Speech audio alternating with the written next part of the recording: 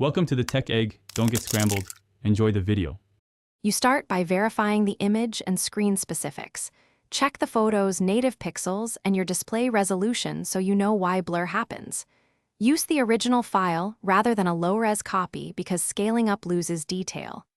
Once done, make sure to compare dimensions numerically. If the image is smaller than the screen, don't upscale blindly.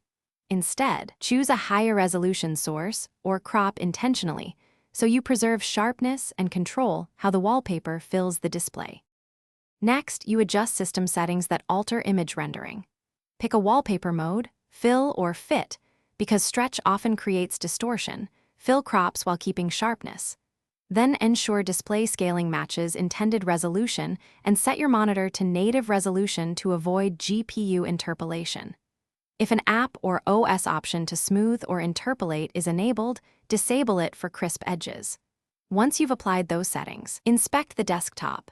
The changes reduce algorithmic blur and preserve more detail where it matters. Finally, you prepare the final image.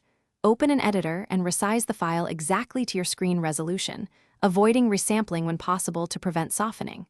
If needed, apply a light sharpening filter. Small settings emphasize detail without artifacts, and export as PNG or a high-quality JPEG to retain clarity. Once saved, set it as wallpaper and verify.